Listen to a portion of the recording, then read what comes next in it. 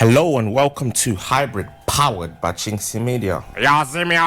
Right, I've just stumbled across an article by Keyno's AFC and it's titled, "Are Rumours of the Demise of AFTV True?" The internet is awash with talk about AFTV's demise. In the last week and a bit, at least 3 contributors have taken to social media to announce that they will be no longer working for AFTV, the toxic YouTube channel. This has led to questions around what is happening and talk of dwindling revenues and sponsors walking away.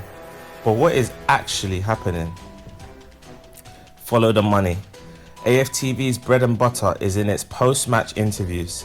They did not care who appeared on the camera after a match or their background.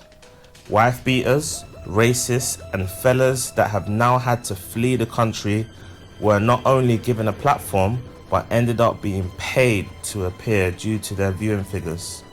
For those who run the channel, it was all about the hits. They did not care about the background of those appearing or the damage they were doing to Arsenal. It was all about the money, and the money drives decisions. The podcast shuffle. The channel was built on the back of those toxic rants of the mid-2000s, which fueled a lot of anger, animosity and division at Arsenal. As time went on and AFTV became more of a broadcasting business rather than just a place for fans to have their say post-match, the more popular contributors were offered an opportunity to participate in podcasts, with some even getting their own shows. It was a simple business model. Take those that are popular post-game at the weekend and give them more airtime with a midweek show to fill the gap between games. It was an attempt to take the channel away from being just about post-match rants and to create a network of creators sharing their views and further driving revenue. But anyone who has worked or been involved in podcast networks will know they often have a yearly shuffle. The networks invest in their contributors, pay them to appear and provide them with the infrastructure needed to put on a professional show, whether it be recording equipment, studio space or access to editors and graphic designers. From here, everyone profits. But then, if a podcast does not take off as expected or viewing numbers dwindle, the networks are in a position where they are investing more into the content than it is making. For years, YouTube's average advertising payout is estimated to be $1 for every 1,000 views. This means when a video is being watched 100,000 times, it will make $1,000 or about £750. Now, if you are putting on a weekly show, paying 4 contributors, providing studio space and paying editors and graphic designers, £750 does not go very far. And how long will sponsors such as William Hill be willing to pay for such a small reach? And the result will be with poor viewership and no external sponsorship funding. You will be dropped. Some networks may recycle their contributors into other shows and others may end ties completely. And as they are not employees but usually self-employed contractors contracting out their services to the network, then it is much easier to break the contract in comparison to if they were PAYE. And this is probably where AFTV are at right now, with so many departing, and it is important to note that those leaving are not just those who spew toxicity or have decided to use the channel to make political points. Those shows that were not very successful are being cancelled, and investment will go into others, either by paying more for popular shows or by pushing new faces.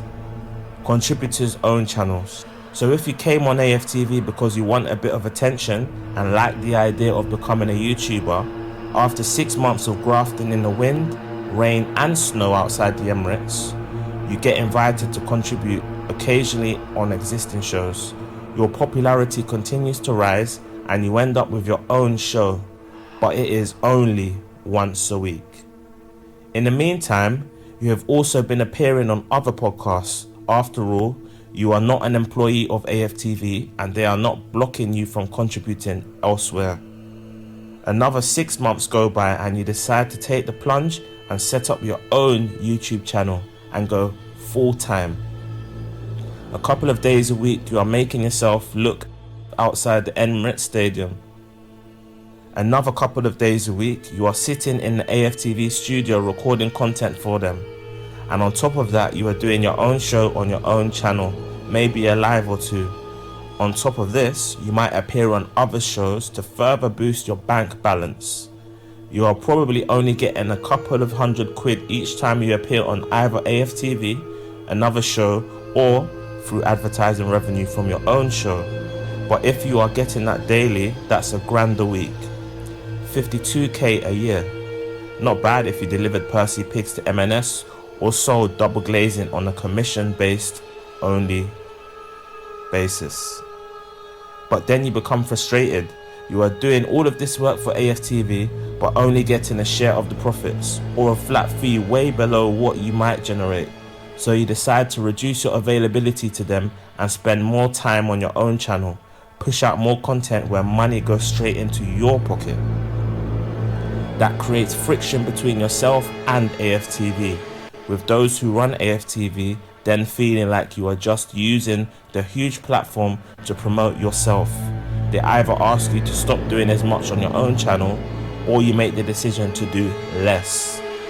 The result of the friction is you no longer appear on AFTV, and as a consequence, they will no longer feature your post-match rants after the game. You make the decision to go alone, cut the ties with AFTV. We have seen a couple go down this route, but with varied success.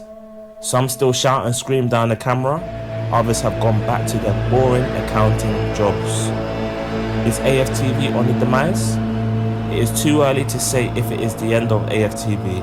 With around 90 million views in the last 6 months, the network would have brought in around $90,000 from YouTube advertising revenue, or around £67,000. This is the level the channel has consistently been at for the last few years. It might be that sponsors and external advertisers have pulled the plug, no longer willing their brand to be associated with something so toxic. Or, likewise, it might be that the owners have decided to consolidate the channel and produce less content without the Pareto principle,